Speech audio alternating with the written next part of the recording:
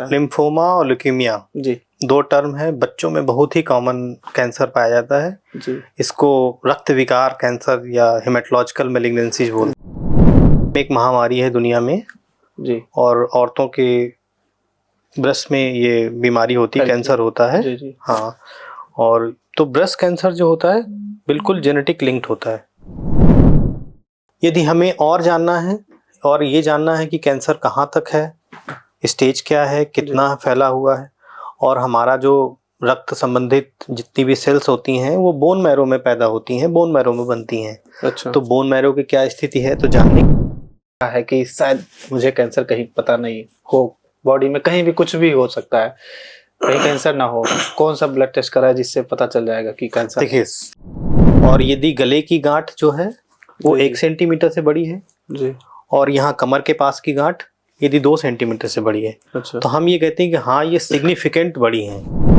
आपने बताया कि एक महामारी का रूप ले चुका है ब्रेस्ट कैंसर, तो महिलाएं, लड़कियां अगर इसको पहले से खुद से कैसे पता कर लें कि ये बहुत ही अच्छा क्वेश्चन है और बहुत ही इम्पोर्टेंट चीज है कि हम कैसे जानें। साथ में बोन मैरो का टुकड़ा निकाला जाता है। अच्छा, हाँ, ये काफी पेनफुल होती है लोकल एनेस्थीसिया में, परंतु हो जाती है। ओवरऑल सर्वाइवल है जो पहले बहुत ही कम होता था, आज वो लंबा हो चुका है। यदि सही समय पर मरीज की जांच हो जाए तो कुछ बीमारियां ठीक भी हो जाती हैं। हमारे यहाँ इससे क्या बचना है, चाहें डॉक्टर साहब, हमारे यहाँ क्या है कि आपस में निकट संबंधियों में शादियां नहीं होती। बुजुर्गों ने तो यही किया था जी कि निकट संबंधियों में शादियां नहीं होनी चाहिए, उनको नहीं पता था लेकिन फिर भी अच्छा किया था। मतलब हम लोग सेफ जोन में हैं डॉक्टर। हम तो 9 साल में जो ब्रेस्ट कैंसर हम लोगों ने रिपोर्ट करवाए हैं। अच्छा, 9 ईयर की बच्ची में भी ब्रेस्ट। नमस्कार दोस्तों, मैं हूं राम बाबू मिश्रा और आप देख रहे हैं कार्यक्रम स्वास्थ्य दर्शन। जैसा कि मैंने आपसे पॉडकास्ट के वीडियो में वादा किया था कि स्वास्थ्य से संबंधित जो भी सवाल आपके मन में है, मैं उसको आप तक उसका उत्तर पहुंचाने का पूरा प्रयास करूंगा इसी क्रम में, और वो भी एक विशेषज्ञ के द्वारा। तो इसी क्रम में आज हमारे बीच में है डॉक्टर मनीष कुमार शुक्ला सर। आपका बहुत बहुत स्वागत है सर हमारे इस कार्यक्रम में। आपने JSVM कानपुर हॉस्पिटल से MBBS किया है, साथ में ही MD भी किया है, जो कि किंग जॉर्ज मेडिकल यूनिवर्सिटी से किया है, जो पूरे दुनिया में ही अपना नाम कर चुका है, जिसका परिचय देने के लिए मेरे पास कोई शब्द नहीं है। इतना ही काफी है कि आप किंग जॉर्ज मेडिकल यूनिवर्सिटी से MD हैं। बहुत बड़ी बात है सर। आपने ये MBBS किया, MD किया और आगे अब अपनी सेवाएं दे रहे हैं एज ए कंसल्टेंट पैथोलॉजिस्ट। हाँ सर, कैसा अनुभव रहा आपका इस क्षेत्र में? कैसे आना हुआ? आप डॉक्टर बनने के लिए कैसे सोचे कि बनना चाहिए? डॉक्टर बनने के लिए मिश्रा जी, सबसे पहले तो जैसे कि एक मिडिल क्लास फैमिली की यही इच्छा होती है परिवार की कि बच्चा हमारा डॉक्टर बने, इंजीनियर बने। तो मैंने जब हाई स्कूल की परीक्षा पास की तो मेरा पूरे डिस्ट्रिक्ट में 2nd पोजीशन थी। अच्छा। तो सबने बोला कि नहीं है, आप इंजीनियर बनो, इंजीनियर बनो। और हुआ ये कि हमारे स्कूल में बायोलॉजी नहीं थी जी, इंटरमीडिएट में, तो हमें दूसरे स्कूल में ट्रांसफ़र लेना पड़ा इंटरमीडिएट के लिए। तो हम वहाँ पर गए तो हमारे परसेंटेज देखते हुए उन्होंने क्या किया कि अपने आप ही मैथ में हमारा एडमिशन कर दिया। अच्छा। तो हमें जाके मैथ से चेंज करवाना पड़ा। अच्छा, कि नहीं, हमें डॉक्टर बनना है और हमारा इंटरेस्ट बायोलॉजी में है, तो हमारा जो एडमिशन है वो मैथ से काटिए और हमें बायोलॉजी सेक्शन में डालिए। अच्छा, तो इस तरह से ये जर्नी की शुरुआत हुई। फिर हमने CPMT क्रैक किया जी 2010 में। ऑल यूपी में 229 रैंक थी। अच्छा, जनरल रैंक जी। इसके बाद JSVM से पूरा MBBS किया जी जी। और वहाँ से फिर ये हुआ कि किस ब्रांच में जाना है जी, तो डायग्नोस्टिक फील्ड में इंटरेस्ट था। अच्छा, हाँ, कि डिजीज के बारे में जाने, कैसे जांचें इनमें होती हैं जी जी। तो डायग्नोस्टिक की 2 ही मेन ब्रांच हैं, एक तो रेडियो डायग्नोसिस और दूसरी पैथोलॉजी जी जी। पैथोलॉजी को रेडियो की छोटी बहन कहा जाता है। अच्छा, हाँ।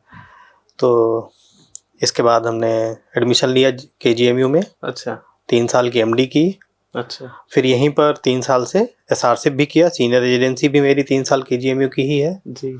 और वर्तमान में मैं as a consultant pathologist work कर रहा हूँ जी। डॉक्टर साहब, आपने इतना बड़ा मुकाम हासिल किया है जो आम लोगों के सपने होते हैं। जैसे हम लोग जब थे बचपन में, हम भी कोशिश कर रहे थे कि डॉक्टर बन जाए, और इस फील्ड में बहुत सारे ऐसे कोर्स हैं जिसको करने के बाद हम स्वास्थ्य के क्षेत्र में अपनी सेवाएं दे सकते हैं, लेकिन जो डॉक्टर होता है वही आइकॉनिक होता है, उसको ही मेन माना जाता है और होता भी है। डॉक्टर को एज ए भगवान हम लोग मानते भी हैं। आपने पैथोलॉजी में जैसे आपने कहा कि हम पैथोलॉजी में सेवा दे रहे हैं, ये मन में आता है सवाल कि कैंसर एक बहुत बड़ी गंभीर बीमारी बन चुकी है।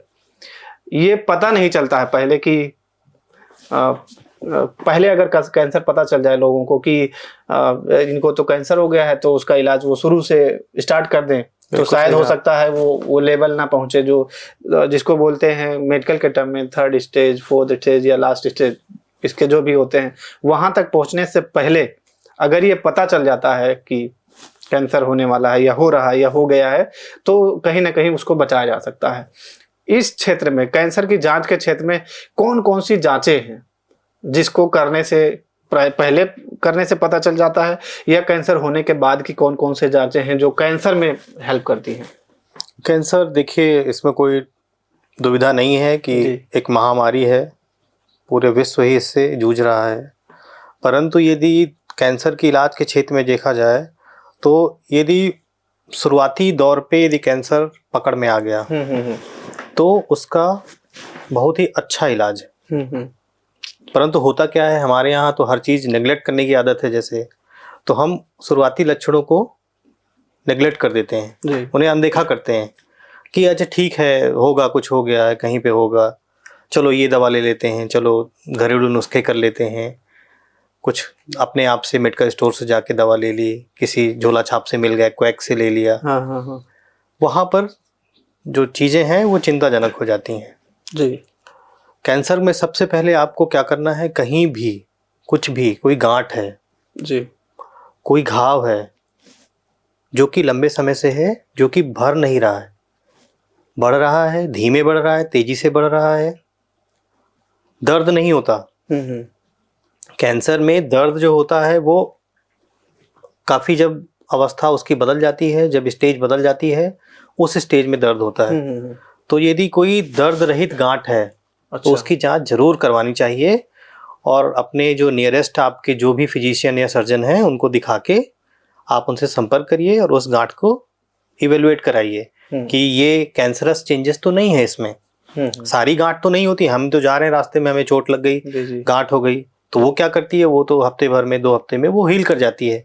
कैंसर का मतलब ही ये होता है जो कि अपने आप से हील नहीं करेगा, वो ग्रो करेगा। कुछ कैंसर होते हैं जो स्लो ग्रोविंग होते हैं, कुछ कैंसर होते हैं जो फास्ट ग्रोविंग होते हैं। अच्छा, अचानक से बढ़ने वाली चीजें तो हम पकड़ सकते हैं, कुछ स्लो भी होते हैं। तो इस दिशा में पैथोलॉजिकल जांचें बहुत ही अच्छा रोल प्ले करती हैं जी। और ये मानिए, यदि जांच अच्छी तो इलाज अच्छा जी। बिल्कुल। तो बहुत सारी जांचें होती हैं पैथोलॉजी में। डॉक्टर साहब, ये कैंसर का पहचान करने के लिए कौन कौन सी जांचें हैं जिससे पता चलता है कि कैंसर है या नहीं है? देखिए, कैंसर बहुत टाइप के होते हैं, शरीर के किस भाग में है, किस पार्ट में है, उसके बेसिस पर कैंसर देखा जाता है कि शरीर के किस पार्ट में। अपने यहाँ जैसे उदाहरण से समझें, हमारे यहाँ मुख का कैंसर बहुत कॉमन है। हाँ। ओरल कैविटी का, स्क्वैमस सेल कार्सिनोमा बोलते हैं उसको। अच्छा। हाँ, जो पेशेंट लंबे समय से गुटखा, तम्बाकू, बीड़ी, सिगरेट इनका सेवन कर रहे हैं, तो over the time cancerous changes develop होते हैं। अच्छा। तो सबसे पहले हम क्या करें कि हमें ये अवेयर होना चाहिए कि यदि हम गुटखा का सेवन कर रहे हैं तो हम अपने मुंह की जांच करें, खुद करें। अच्छा, ये हाँ, कैसे? हम ये कर सकते हैं कि जब हम सुबह सुबह कुल्ला करने जाते हैं तो हम देखें कि हमारे मुंह में कहीं कोई घाव तो नहीं है जो कि लंबे समय तक हो और वो भर नहीं रहा हो। अच्छा। कोई सफ़ेद तो नहीं है, कोई ऐसा स्पॉट जिसमें कि वाइटिश चेंजेज हैं या रेडिश चेंजेस हैं। अच्छा। तो ये कैंसर की पहली की अवस्थाएं होती हैं। यदि इन अवस्थाओं में उसको पकड़ लिया जाए जांच के द्वारा जी, तो वो आगे फैलने से उसे हम रोक सकते हैं जी। अब वो जांचें कौन सी हो सकती हैं जी? हमारे यहाँ मोस्ट कॉमन जांच होती है जैसे FNAC होती है, फाइन नीडल एस्पिरेशन साइटोलॉजी, जिसे आम भाषा में सुई की जांच कहते हैं। बहुत ही मिनिमली इन्वेसिव, एक पतली सी सुई से हम लोग वहाँ की सेल्स निकालेंगे। अच्छा। और उन सेल्स को स्लाइड में रख के स्टेन करके देखेंगे कि क्या इन सेल्स में कैंसरस चेंजेस तो नहीं है। अच्छा, तो सर ये जो आप देखते हैं सेल्स बॉडी में तो होते ही हैं। हाँ हाँ, कैंसर्स के भी सेल ही होते हैं। कैंसर के जो सेल्स होते हैं वो बॉडी के ही सेल्स होते हैं। हाँ, उनमें चेंजेस कैंसरस होते हैं। तो वो कैसे पता चलता है कि ये कैंसर? ये एक पैथोलॉजिस्ट ही बता सकता है। एक्सपर्ट पैथोलॉजिस्ट का यही काम है और यही रोल है। वही रोल है एक्सपर्ट पैथोलॉजिस्ट का, कि हम उनकी जांच करते हैं, हम उनको ग्रेड करते हैं कि इस स्टेज पर है, इस टाइप के सेल्स हैं और ये चेंजेस इनमें दिख रहे हैं। आप वो चेंज यदि अर्ली अवस्था, अर्ली स्टेज है, यदि उसमें पकड़ में आ गया तो क्लिनिशियन को इलाज करने में बहुत ही सहूलियत होगी और आपको भी उस अवस्था तक जाने में, कि कैंसर उस अवस्था तक नहीं पहुंचा है, वहां तक जाने में हेल्प मिलेगी। जी डॉक्टर साहब, कैंसर की जांच में एक बायोप्सी की जांच होती है। हाँ, ये जांच कराने से कैंसर का पता चलता है। डॉक्टर साहब, ये जांच मुंबई में होती है क्या? नहीं, ये देखिए मिश्रा जी, ये कॉमन मिथ है जो अपने समाज में फैला हुआ है जी। आपके गली मोहल्ले शहर में कि बायोप्सी की जांच तो मुंबई जाएगी या पहले बॉम्बे जाती थी, ऐसा कतई नहीं है। सारे टर्सरी कैंसर सेंटर जो कि हमारे लखनऊ में है, आपका पीजीआई हो गया, आरएमएल, केजीएमयू तो है ही है, पुराना कॉलेज है, सारे tertiary care centre, even private centre में भी। अच्छा, हाँ, सारी जगह बायोप्सी की जांच यहीं पर होती है। हाँ, बायोप्सी के साथ कुछ एक महंगी जांचें होती हैं। अच्छा, जिन्हें आईएससी बोलते हैं। अच्छा, इम्यूनोहिस्टोकेमिस्ट्री। अच्छा, हाँ, वो जांचें भी अपने केजीएमयू में होती हैं, पीजीआई, आरएमएल और लखनऊ में। अच्छा, यूं कहें कि कैंसर का सबसे बेस्ट टेस्ट कौन सा है? कैंसर का बेस्ट टेस्ट जो कंफर्मेटरी है वो बायोप्सी है। अच्छा। साथ में उसमें आपको और अच्छे से जानना है कि किस टाइप का कैंसर है हमें। हाँ। क्योंकि आजकल कैंसर के इलाज में कीमोथेरेपी का बहुत ही इंपॉर्टेंट रोल है जी। और कीमोथेरेपी में भी आजकल टारगेटेड थेरेपी एक टर्म यूज होता है। टारगेटेड थेरेपी, टारगेट का मतलब होता है हम सीधे टारगेट हिट करें। पहले के जो पुराने जमाने में कीमोथेरेपी होती थी उसके साइड इफेक्ट बहुत ज्यादा होते थे। अच्छा, मरीज को बहुत ही ज्यादा परेशानी होती थी। परंतु आज के समय में क्या है, हाँ, आज के समय में क्या है कि ऐसी दवाएं बनाई जा रही हैं जो कि सीधे सीधे जहां पर विकार है, जहां पर जेनेटिक विकार है, जिसे म्यूटेशन भी बोलते हैं, सीधे जाके ड्रग उस जगह पे टारगेट करेगी। अच्छा, हाँ, तो इससे साइड इफेक्ट होने के चांसेस बचेंगे और पेशेंट का जो पैसा बर्बाद हो रहा है, जो टाइम बर्बाद हो रहा है, नंबर ऑफ साइकिल्स कम हो जाएंगी। तो ये सारी चीजें बेनिफिट है। ठीक डॉक्टर साहब, ये एफएनएसी और बायोप्सी दो जांचें होती हैं कैंसर के लिए, इसमें दोनों में क्या अंतर है? देखिए, एफएनएसी जो होती है एक प्रिलिमिनरी जांच, प्राइमरी जांच है, स्क्रीनिंग के लिए बेसिकली हम करते हैं। हाँ। हम एफएनएसी से क्लियर कट ये नहीं बता सकते कि ट्यूमर हो ही गया है या कैंसर हो ही गया है। अच्छा, हम ये बताते हैं कि कैंसर होने की संभावना इतनी है। एफएनएसी को भी हम कई पार्ट में डिवाइड करते हैं, उसकी ग्रेडिंग होती है। अच्छा, हाँ, तो उनमें कई सारी ग्रेडिंग में ऐसा है कि ये बिनाइन है। बिनाइन का मतलब होता है जिनमें कैंसर चेंजेस नहीं है। अच्छा, हाँ, ये सर्जरी द्वारा उसे आसानी से हटाया जा सकता है। अच्छा, कुछ कैटेगरी में ऐसा होता है कि सस्पिशियस फॉर मैलिग्नेंसी, कि हाँ मैलिग्नेंसी की संभावना है। अच्छा, हाँ, ये मैलिग्नेंसी क्या होता है? मैलिग्नेंसी यही कैंसर, इसी को साइंटिफिक भाषा में मैलिग्नेंसी बोलते हैं। अच्छा, हाँ, कि कोई चीज मैलिग्नेंट हो गया, कोई ट्यूमर हो गया। हाँ। ट्यूमर एक लेमन शब्द है। हाँ, पर मैलिग्नेंसी ये बहुत ग्रामीण क्षेत्र में बहुत सुनने को मिलता है, खैर, कि ये ट्यूमर हो गया है, कैंसर हो गया है, और ट्यूमर को और कैंसर को अलग अलग दृष्टि से देखते हैं। ये अलग है, परंतु ये बहुत ही मोटा शब्द है। ट्यूमर हो गया, ट्यूमर वो बिनाइन भी हो सकता है। बिनाइन का मतलब खतरनाक नहीं है। अच्छा, हाँ, उसको सर्जरी द्वारा अलग किया जा सकता है और दोबारा वो नहीं होगा वहां पर। बट जो मैलिग्नेंट है वो आप सर्जरी द्वारा खत्म करोगे, बट वो दोबारा होने के बहुत ज्यादा चांसेस होते हैं कि वो दोबारा हो जाएगा। क्योंकि कहीं ना कहीं वो आसपास फैलने की प्रॉपर्टी होती है उसकी। अच्छा, हाँ, और जो कैंसर की 4th स्टेज होती है उस पे बोलते हैं मेटास्टैटिक मैलिग्नेंसी।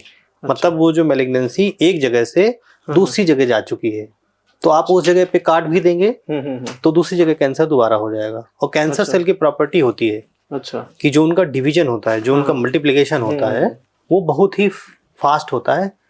उनमें जो रेगुलेशन होता है वो नहीं होता है। अच्छा, वो जो उनका आपस में रेगुलेशन होता है कि हम इतना ही डिवाइड करेंगे, वो खत्म हो चुका होता है। तो वो बिना किसी कंट्रोल के बढ़ती हैं वो सेल्स, इसीलिए इतना खतरनाक माना जाता है कैंसर। और इसका ट्रीटमेंट भी इतना लंबे समय तक चलता है। अच्छा, तो कहने का मतलब ये है कि डॉक्टर साहब कि सारे कैंसर ऐसे नहीं होते हैं कि उनको हटा दिया गया, सर्जरी कर दिया गया, उसके बाद फिर से आ जाएं। मतलब कुछ ही केसेस में ऐसा होता हाँ, है हाँ। कि सर्जरी की गई, उसके बाद में 2-3 साल बाद या 4 साल बाद पता चलता है कि वही चीज फिर से हो गया। हाँ, हाँ, फिर कैंसर हो गया। हाँ। तो ये इसके लिए हाँ, ये देखिए बहुत ही जरूरी चीज है कि पैथोलॉजिकल जांचें हों। हाँ, हाँ, यदि आपने किसी सर्जन ने सर्जरी करके कोई पार्ट बॉडी का कोई ट्यूमर निकाला और आपने पैथोलॉजी जांच कराई, उस पे प्रॉपर उसकी हिस्टोपैथोलॉजी हुई और आईएससी एप्लीकेशन हुआ, ट्यूमर का टाइप पता चला और ये पता चला कि ट्यूमर कितना एग्रेसिव है, तो वो प्रॉपर मेजर मैनेजमेंट उसी वक्त किया जा सकता है उसका। अच्छा, उसमें सर्जरी के अलावा कुछ कीमो की साइकिल दी जा सकती हैं। अच्छा, कुछ एक कैंसर होते हैं जिनमें सिकाई जरूरी होती है, तो उसमें साथ में सिकाई भी दी जा सकती है। परंतु यदि उस वक्त जांच नहीं हुई और वो सर्जरी के बाद यदि वो मैलिग्नेंसी एग्रेसिव हुई, खतरनाक टाइप की हुई, तो वो दोबारा वहीं पर आ जाएगी। अच्छा, हाँ, फिर वो और ज्यादा खतरनाक फॉर्म में हो सकती है क्योंकि ऑलरेडी वो काफी टाइम बीत चुका होता है। हाँ, इसलिए प्राइमरी जो जांच है हमारी एफएनएसी बहुत ही पतली सुई से की जाती है और 3 दिन में रिपोर्ट आ जाती है इसकी। इसके बाद एफएनएसी में हम ये नहीं बता सकते कि ट्यूमर किस टाइप का है, कितना है, ये है। एक ये जांच बता सकते हैं कि हाँ ट्यूमर होने की संभावना है या ट्यूमर है। अच्छा, इसके बाद सर्जन एडवाइस करेगा आपको, यदि एफएनएसी में संभावना हुई कि हाँ मैलिग्नेंसी हो सकती है, तो सर्जन बायोप्सी करेगा आपकी उस जगह की। बायोप्सी कंफर्मेटरी जांच होती है। बायोप्सी में हम ट्यूमर भी बता सकते हैं कि हाँ मैलिग्नेंसी है, किस टाइप की है, एक हद तक बता सकते हैं। और जितना हमारे पास यदि टिश्यू रहा, सैंपल रहा, तो हम उसमें आईएससी एक बड़ी जांच भी लगा सकते हैं। अच्छा, और वो उससे कंफर्म हो जाएगा कि हमारा ये ट्यूमर टाइप इसी टाइप का है और ये ट्यूमर का बिहेवियर किस टाइप का है। जी। ये सर्जन के लिए भी इंपॉर्टेंट है, आंखों सर्जन, जनरल सर्जन, और कि ये किस टाइप का ट्यूमर है और आगे उसका कोर्स कितना रह सकता है, वो कैसे आगे बिहेव करेगा। आजकल मेडिकल लिटरेचर सब इतना एडवांस है कि सारा डेटाबेस बना हुआ है, सब कुछ है कि अब किस टाइप का ट्यूमर है तो किस टाइप का बिहेवियर होगा उसका आगे चल के, और क्या क्या ट्यूमर के बेस पर कौन सी कीमोथेरेपी होगी जो कि उसको अच्छे से वो ट्यूमर रिस्पॉन्ड करेगा। जी डॉक्टर साहब, ये एलबीसी की रिपोर्ट होती है। हाँ, बहुत अच्छा सवाल आपने पूछा कि एलबीसी क्या है। हाँ। देखिए हमारे इंडिया में क्या है कि गर्भाशय के मुख का कैंसर बहुत ही कॉमन है। महिलाओं में अक्सर ये समस्या पाई जाती है जिसे सर्वाइकल कार्सिनोमा बोलते हैं, सर्वाइकल कैंसर बोलते हैं। जी। सर्विक्स का कैंसर। जी। बहुत सारे आजकल टीवी में ऐड भी आते हैं कि अब तो वैक्सीन भी आती हैं कि जो 18-19 साल की ऊपर की बच्चियां हैं, महिलाएं हैं, तो उनके लिए ये वैक्सीन भी उपलब्ध है अब। अच्छा। हाँ, तो ये कैंसर का कारक होता है एक वायरस, HPV वायरस। जैसे कोविड वायरस है, तो वो भी एक टाइप का वायरस होता है। अच्छा। तो HPV वायरस की वजह से वहां पर जो गर्भाशय का मुख होता है उस पे चेंजेज ऐसे होते हैं कि उनपे वहां पर कैंसर की स्टेजेस कैंसर पैदा हो जाता है। अच्छा। हाँ, तो LBC जो आपने पूछा वो उसी कैंसर को पकड़ने की एक जांच है शुरुआती दौर पे। अच्छा। हाँ, पहले हमारे यहाँ पैप स्मीयर होता था। एक जांच होती थी पैप स्मीयर। जी। तो पैप स्मीयर का ही एडवांस वर्जन अब LBC है। अच्छा। जो कि मशीन असिस्टेड होती है। अच्छा। हाँ, तो उस पे क्या होता है कि जो पैप में कमियां रह जाती थी अब वो मशीन के द्वारा होती है। स्टेनिंग भी मशीन के द्वारा होगी और प्रोसेसिंग भी उसकी मशीन के द्वारा होगी। अच्छा। हाँ, तो उसमें रिपोर्टिंग पैथोलॉजिस्ट करेगा उसपे, और रिपोर्टिंग बहुत ही आसान हो जाती है। तो क्या इसकी वैक्सीन सभी महिलाओं को लगवाना चाहिए? हाँ, रिप्रोडक्टिव एज ग्रुप यानी कि जब बच्चा पैदा करने की अवस्था में होती हैं तो सारी महिलाओं के लिए ये लगवाना चाहिए। अच्छा। हाँ, तो और समय समय पर जांच भी करवानी चाहिए पैप स्मीयर की। जी। पैप, LBC या HPV DNA, इन 3 चीजों की जांचें जी आप अपने स्त्री रोग विशेषज्ञ से मिलकर करवा सकते हैं। यदि किसी महिला में कुछ डिस्चार्ज की शिकायत है या कोई और दिक्कत समझ में आ रही है उसको कि नीचे के रास्ते से कुछ निकल सा रहा है। डॉक्टर साहब, एक मन में सवाल आता है कि अब लेडीज की बात हो रही है डॉक्टर साहब, इसमें पीरियड का ऊपर नीचे हो जाता है, लड़कियों में बहुत ज़्यादा ये देखा गया है, और इसकी वजह एक सिस्ट भी होती है, और सिस्ट की जांच में कई बार निकलता है कि ये कैंसर और कई बार निकलता है कि ये कैंसर नहीं है। इस दरमियान में उनको बड़ी घबराहट होती है कि ये क्या है एक्चुअली में, कभी कभी आइडेंटिफाई करने में भी, इन्वेस्टिगेट करने में पता नहीं चलता क्लियर, ये क्लियर कैसे पता होगा कि क्या है ये? देखिए रिप्रोडक्टिव एज ग्रुप में कुछ सिस्ट होना सामान्य बात होती है, जिसे फॉलिकुलर सिस्ट बोलते हैं। अच्छा। हाँ, तो उसमें कोई घबराने वाली बात नहीं होती। हाँ, कई बार ये देखा जाता है। हाँ, परंतु आगे यदि कैंसरस सिस्ट भी होती हैं, तो यदि वो बड़ी हो रही हैं, उनमें कैंसरस चेंजेज हो रहे हैं, सीटी या अल्ट्रासाउंड के द्वारा हमें दिख जाता है कि सिस्ट का नेचर कैसा है। सिंपल सिस्ट होगी तो सिर्फ सिस्ट होगी, उस पे अंदर फ्लूइड भरा होगा। बट यदि सिस्ट कॉम्प्लेक्स है, जी जी, उस पे बीच में सेप्टेशन आ गए या और चेंजेस आ रहे हैं, उसमें कुछ सॉलिड ग्रोथ हो रही है ट्यूमर की, तो फिर वो हमारे पास पैथोलॉजिस्ट के पास जांच के लिए आता है। उसके बाद उस पे कैंसर के यदि चेंजेस हैं तो उसके अकॉर्डिंग उसमें फिर रिपोर्टिंग होती है। तो इसकी मेन जांच कौन सी है, सिस्ट की जांच अगर कराना चाहें? सिस्ट की तो आप यदि कराना चाहें तो डायग्नोस्टिक लेप्रोटमी कर सकते हैं उस पे। अच्छा। साथ में अब सीटी और यूएसजी तो नॉन इन्वेजिव जांचें हैं ही हमारी। पहली प्राइमरी तो हम अल्ट्रासाउंड ही कराते हैं। हाँ। इसके बाद सीटी स्कैन कराती हैं जो स्त्री रोग विशेषज्ञ होती हैं। उससे पता चल जाता है किस टाइप की सिस्ट होगी। यदि उसकी वजह से ज्यादा कंप्रेसिव सिम्टम आ रहे हैं या कोई सिम्टोमेटिक है पेशेंट, तो फिर वो बच्चेदानी के साथ, यदि उसकी फैमिली कंप्लीट है तो उसका रिमूवल भी किया जा सकता है बच्चेदानी के साथ ओवरी की सिस्ट।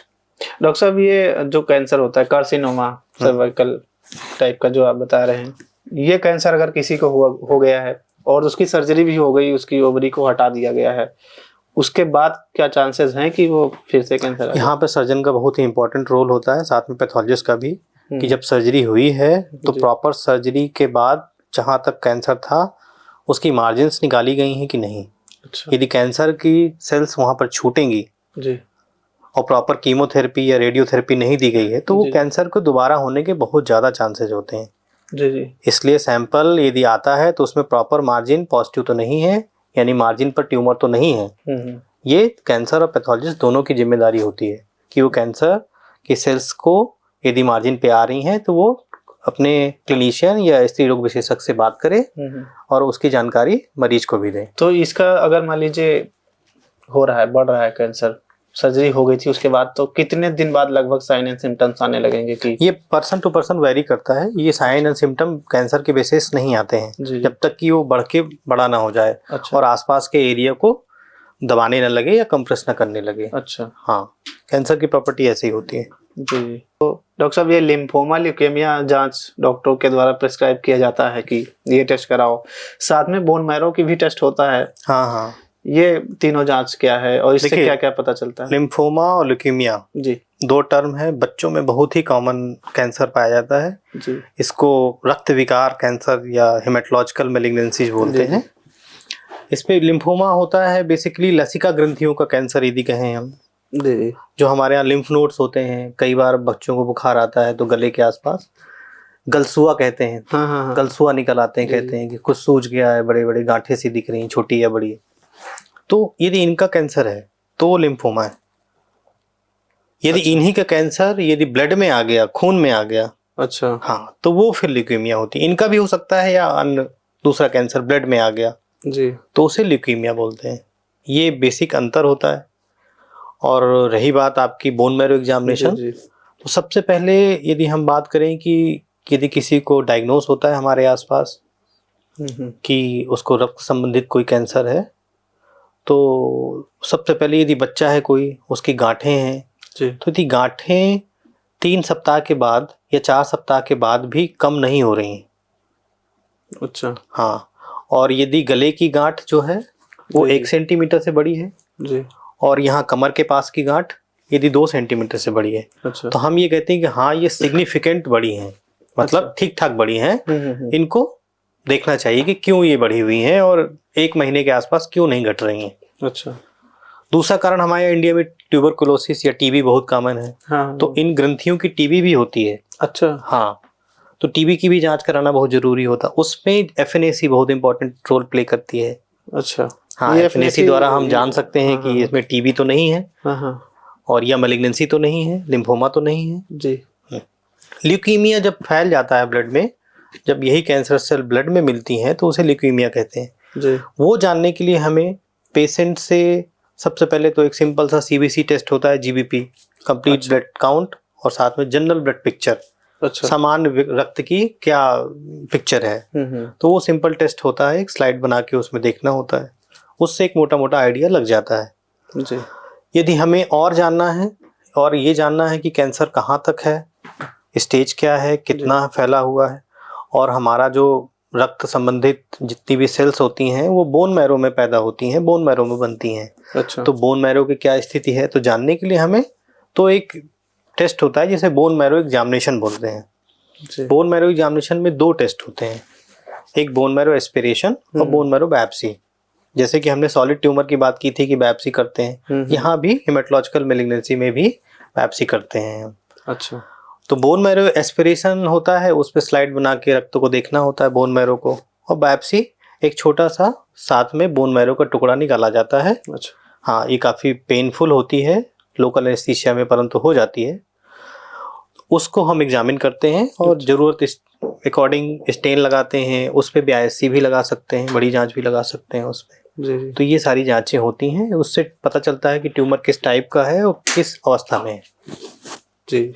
सारा इलाज पूरा फिर इन्हीं पे डिपेंड होता है कि किस टाइप का ट्यूमर है, क्योंकि हेमेटोलॉजिकल मैलिग्नेंसी में भी आज कीमोथेरेपी इतनी एडवांस हो चुकी है कि बहुत सारे डिजीज ट्रीटेबल भी हैं, क्यूरेबल भी हैं, और जो ओवरऑल सर्वाइवल है जो पहले बहुत ही कम होता था आज वो लंबा हो चुका है। यदि सही समय पर मरीज की जांच हो जाए तो कुछ बीमारियां ठीक भी हो जाती हैं। डॉक्टर साहब, ये ब्लड कैंसर जो होता है, हाँ, तो इसमें कैंसर की जांच कैसे करते हैं? ब्लड कैंसर को ही ल्यूकीमिया बोलते हैं। अच्छा। हाँ, ल्यूकीमिया मेडिकल टर्म है और ब्लड कैंसर लेमैन टर्म है। अच्छा, मतलब अगर किसी को ब्लड कैंसर हुआ है तो ल्यूकेमिया का टेस्ट कराए तो उसको पता चल जाएगा। हाँ, वो यदि किसी को ब्लड कैंसर कोई कह रहा है तो वो कह रहा है इनडायरेक्टली कि उसे ल्यूकेमिया है। हाँ, तो उसके लिए वही प्रोसीजर जैसे फॉलो होगा कि सब CBC GBP से हम लोग स्क्रीन करेंगे पेशेंट को, इसके बाद उसका बोन मैरो एग्जामिनेशन हो सकता है, उस पे पता चल सकता है। आजकल मॉलिक्यूलर पैथोलॉजी बहुत ज़्यादा एडवांस है, और साथ में मॉलिक्यूलर के केस में हम उस पर्टिकुलर जीन या म्यूटेशन को देखने की कोशिश करते हैं कि किस कारण से ये कैंसर उसको पैदा हुआ है। तो ऐसा देखा गया है कि कुछ एक कैंसर है जिसमें पर्टिकुलर ये जीन रिस्पॉन्सिबल हैं, ABCD यदि माना जाए एग्जाम्पल के तौर पर। और दूसरा जो कैंसर है उसमें DEFG ये जीन रिस्पॉन्सिबल है उसके लिए। और फिर आगे ये देखा जाता है जांच करा के, मॉलिक्यूलर पैथोलॉजी PCR फिश या कैरियोटाइपिंग होती है, ये नाम है डिफरेंट टाइप के, इनके द्वारा ये देखा जाता है कि यदि खराब जीन है तो हमको पता होता है कि इसकी प्रोग्नोसिस या इसका आगे चल के जो इसका बिहेवियर है वो खतरनाक रहने वाला है। अच्छा। मरीज के लिए। तो यदि सही समय पर जांच हो गया तो उसके अगेंस्ट कीमोथेरेपी जल्दी शुरू की जा सकती है और मरीज का जीवन लंबा किया जा सकता है। जी। एक सवाल मेरे मन में आ रहा था, मैं भूल गया हूँ, याद कर लो।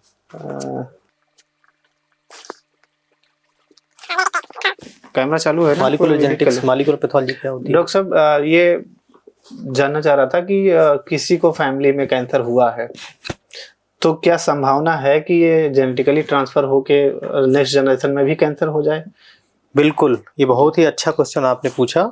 आजकल हमारे पास जो ब्रेस्ट कार्सिनोमा है, जी, जो कि अपने आप में एक महामारी है दुनिया में, जी, और औरतों के ब्रेस्ट में ये बीमारी होती है, कैंसर होता है। जी। हाँ, और तो ब्रेस्ट कैंसर जो होता है बिल्कुल जेनेटिक लिंक्ड होता है।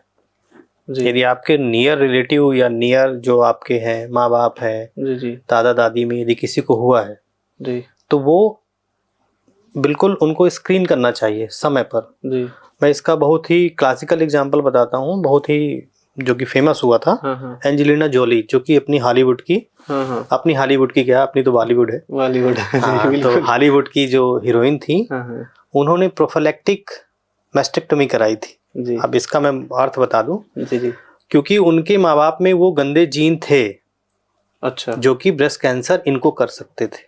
जी। तो इन्होंने अपने दोनों ही ब्रेस्ट को एक एज के बाद हटवा दिया, अच्छा, सर्जरी करके। हाँ, इसी को प्रोफिलैक्टिक मैस्टेक्टोमी कहते हैं। अच्छा। हाँ, उन्होंने बोला कि जब मेरे अंदर ये जीन है और उन जीनों को, वो जीन जो है वो खतरनाक है, आगे चल के मुझे भी ब्रेस्ट कैंसर के संभावना को बढ़ा सकते हैं। हम ये नहीं कह रहे कि हो ही जाएगा, ये तो हम कह नहीं सकते कोई चीज। तो हम ये बात करते हैं कि संभावना ब्रेस्ट में ही नहीं, ओवरी में भी सेम होता है। अच्छा, HBO सिंड्रोम बोलते हैं, hereditary breast ovarian carcinoma syndrome. अच्छा, HBO सिंड्रोम, बहुत सारे सिंड्रोम होते हैं जो कि जेनेटिक होते हैं। यूँ कहें कि अगर किसी को इस पीढ़ी में हुआ है कैंसर, तो ये संभावनाएं हैं कि नेक्स्ट जनरेशन में भी बिल्कुल है। इसीलिए हमारे यहाँ क्या बचना चाहें डॉक्टर साहब, हमारे यहाँ क्या है कि आपस में निकट संबंधियों में शादियां नहीं होती। क्यों? क्योंकि ऐसे छुपे हुए जीन्स होते हैं जो कि दो लोगों के जब छुपी हुई चीजें मिलेंगी तो तीसरे में आएंगी बच्चे में, तो वो हो सकता है निकल के बाहर आ जाए जी। तो ये मैं सामान्य भाषा में समझा रहा हूं। कहें कि अगर परिवार में शादी होता है, कुछ धर्म में होता है, कुछ बीमारियां ऐसी होती हैं जो कि पारिवारिक शादी यदि होती है निकट संबंधियों में, तो वो बीमारियां होती हैं। ये साइंटिफिक प्रूवन है।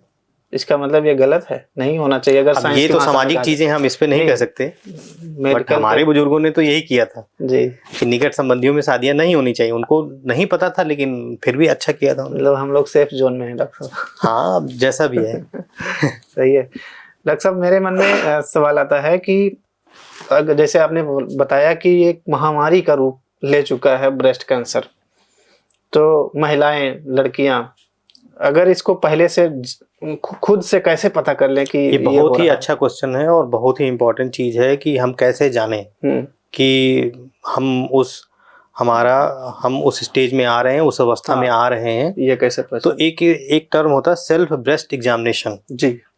तो उस पे क्या है कि यदि हर एक महिला अपने ब्रेस्ट को एग्जामिन करे, अपनी हथेली से अपने चारों पार्ट को, ब्रेस्ट के ऊपर, नीचे, यहाँ और यहाँ, चारों पार्ट को देखे, कहीं कोई गांठ तो नहीं दिख रही। अच्छा। हाँ, यदि कोई गांठ है तो उसकी जांच तुरंत करवानी चाहिए। अर्ली एज में क्या है, जो गांठें होती हैं वो मैलिग्नेंट नहीं होती, वो बिनाइन होती हैं। बिनाइन का मतलब खतरनाक नहीं है, जो मैं पहले ही बता चुका हूँ। मैलिग्नेंट का मतलब जो खतरनाक है जी। तो अर्ली एज में बहुत सारी जो गांठें होती हैं, जैसे फाइब्रोएडेनोमा मोस्ट कॉमन है, उसको मेडिकल में टर्म है, वो तो बिनाइन होते हैं, वो खतरनाक नहीं होते जी। वो सर्जरी कर दी जाएगी आपकी और वो ठीक हो जाएगा। परंतु यदि कोई औरत है, ओल्डर एज ग्रुप की है, हालांकि कैंसर में कोई आज एज ग्रुप नहीं रह गया, हम तो 9 साल में जो ब्रेस्ट कैंसर हम लोगों ने रिपोर्ट करवाए हैं। अच्छा। 9 ईयर की बच्ची में भी ब्रेस्ट कैंसर। अच्छा। तो हेरिडिटरी टाइप के जो कैंसर होते हैं वो अर्ली एज में ही प्रेजेंट करते हैं। अच्छा। सामान्यतः जो ब्रेस्ट कैंसर है वो 40 के बाद ही माना जाता है, पर आज एज कुछ नहीं है। 20 साल में भी हो रहा है, 25 साल में भी हो रहा है, लैक्टेटिंग मदर को हो रहा है जो कि ब्रेस्ट फीड करा रही है, किसी को भी हो सकता है ब्रेस्ट कैंसर। तो ये सेल्फ ब्रेस्ट एग्जामिनेशन यदि लेडी कोई करती है जी जी, तो ये अर्ली स्टेज में ही उस गांठ को पकड़ सकती है फैलने से पहले जी जी। तो ये बहुत ही इंपॉर्टेंट चीज है। उसके अलावा फिर जांचें होती हैं, मैमोग्राम होता है जी जी, अल्ट्रासाउंड HRUSG होता है, हाई रेजोल्यूशन अल्ट्रासाउंड करते हैं, उसके द्वारा पता चल सकता है। और इस पे भी एक पैथोलॉजिकल जांच होती है, FNAC, जो कि हम पहले ही बात कर चुके हैं जी जी। बहुत अच्छा रूल है। अच्छा। FNAC करवाते हैं, 3 दिन में रिपोर्ट आ जाएगी। यदि मैलिग्नेंट चेंजेस होंगे तो उसमें क्लियर हो जाएगा, बायोप्सी हो जाएगी जी जी। और ब्रेस्ट कैंसर के ट्रीटमेंट में बहुत ही अच्छा रोल प्ले करता है कीमोथेरेपी और साथ में हार्मोनल थेरेपी। अच्छा। हाँ, 2 चीजें होती हैं, कीमो और हार्मोनल थेरेपी। ये हार्मोनल थेरेपी क्या होता है? हार्मोनल थेरेपी ये होता है कि जब बायोप्सी आती है तो हम उस पे 4 टाइप की जांचें मेनली करते हैं ISC की। अच्छा। हाँ, ER, PR, HER2/neu और KI67। तो ER PR जो पॉजिटिव ब्रेस्ट कैंसर होते हैं वो हार्मोन थेरेपी को बहुत ही अच्छा रिस्पॉन्ड करते हैं। जो HER2/neu होती है उसके लिए दूसरी टारगेटेड थेरेपी होती है जी जी। परंतु जो तीनों निगेटिव होते हैं वो हार्मोन थेरेपी को अच्छे से रिस्पॉन्ड नहीं करती और खतरनाक टाइप के होते हैं। अच्छा। हाँ, तो ये जांचें, बायोप्सी और ये ISC की जांचें बहुत ही इंपॉर्टेंट हो जाती हैं। डॉक्टर साहब, कैंसर के बीमारी में बहुत सब सेल्स का ही रोल है। हाँ, तरह तरह की सेल्स होती हैं, क्योंकि सेल्स ही अनकंट्रोल हो गई हैं। वो कंट्रोल में नहीं है, जो उनके कंट्रोल थे, जो उनकी लगाम थी वो छूट चुकी है, अब वो अनकंट्रोल भागती हैं। डॉक्टर साहब, खून की कौन कौन सी जांचें हैं जो कैंसर को आइडेंटिफाई करने में, कैंसर का पता लगाने में हेल्प कर सकती हैं? बहुत सही क्वेश्चन आपने पूछा। खून की कई सारी जांचें होती हैं, जैसे ट्यूमर मार्कर्स बोलते हैं, सीरम ट्यूमर मार्कर्स। अच्छा। उनके द्वारा बहुत ही कम समय में और बहुत ही सस्ते रेट में हम पता कर सकते हैं जी। जैसे हम बात करें तो मुझे प्रोस्टेट कैंसर, जी, जो कि ओल्ड एज लोगों में, पुरुषों में हाँ बहुत ही कॉमन है, तो उसमें एक मार्कर होता है PSA बोलते हैं। अच्छा। प्रोस्टेट स्पेसिफिक एंटीजन, ये साइंटिफिक टर्म होता है, बट सामान्य भाषा में थोड़ा PSA बोलते हैं। PSA। हाँ, तो PSA का लेवल आप करवा लीजिए, यदि 4 से कम है तो वो नॉर्मल है जी। 4 से 10 के आसपास है तो एक बीमारी होती है जो कि मूत्र संबंधित विकार पैदा करती है ओल्ड एज में, जिसे BPH बोलते हैं, बिनाइन प्रोस्टेटिक हाइपरप्लेजिया। जी जी। 10 के आसपास है तो 10 के ऊपर यदि जा रहा है 20, 22, 25, तो संभावना ये बनती है कि हो सकता है इस मरीज को प्रोस्टेट का कैंसर हो। जी। बहुत ही सस्ते रेट में ये जांच हो सकती है, तो ये इम्पोर्टेंस देखिए। जी। ऐसे ही कई सारे मार्कर हो सकते हैं, CA-199, CA-125, जी जी। अल्फा फीटोप्रोटीन, और भी कई सारे मार्कर हैं जो कि ओवेरियन कार्सिनोमा जी। और पैनक्रियाटिक कार्सिनोमा, लीवर के कार्सिनोमा है, अल्फा फीटोप्रोटीन कर सकते हैं। जी जी। ये सारे टर्म होते हैं और बहुत सारी ऐसी जांचें हम सीरम के द्वारा बहुत ही कम पैसे में और बहुत ही कम टाइम पे कर सकते हैं।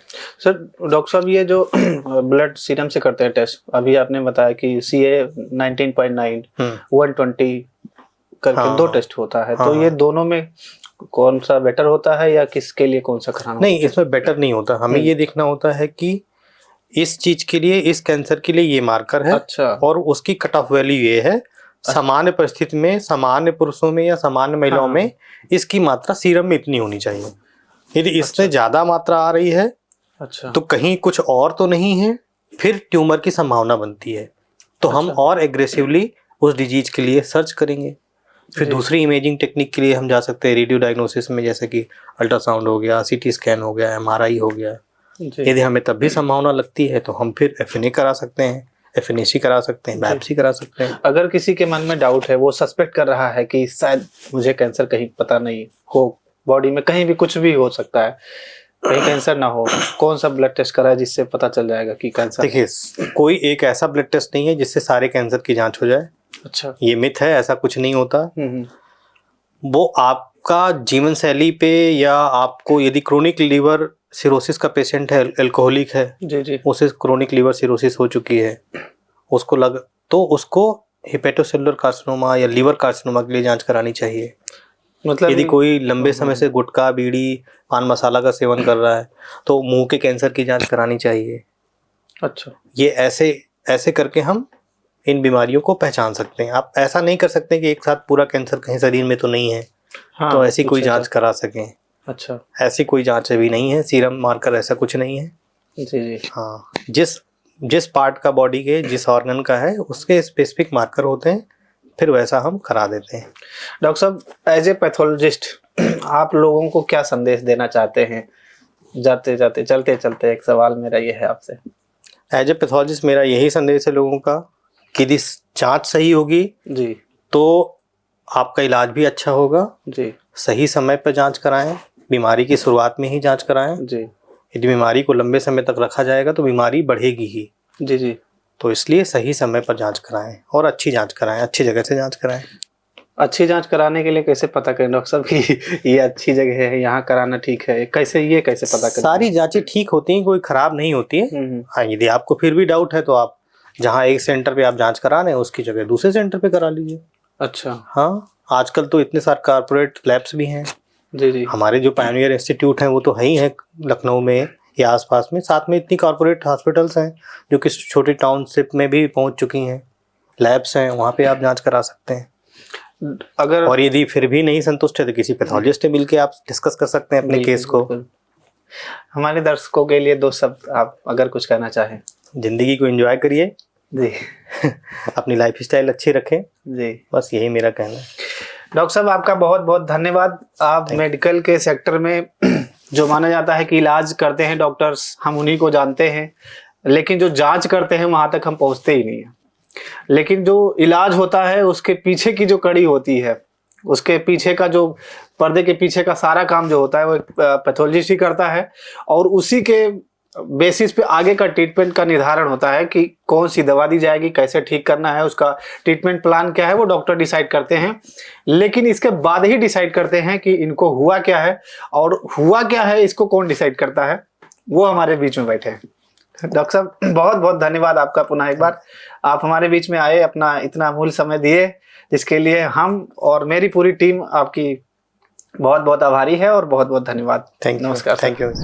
तो जैसा कि दोस्तों हम लोगों ने अभी चर्चा किया एक कैंसर की जांच के बारे में, एफएनएसी के टेस्ट के बारे में, बायोप्सी टेस्ट के बारे में, और भी बहुत सारी जांचों के बारे में जो कैंसर की बीमारी को पता करने के लिए की जाती है। अगले वीडियो में हम मिलेंगे एक अलग टॉपिक को लेके और एक अलग मसले को हल करने के लिए आपके सामने होंगे। तब तक के लिए नमस्कार, जय हिंद, धन्यवाद।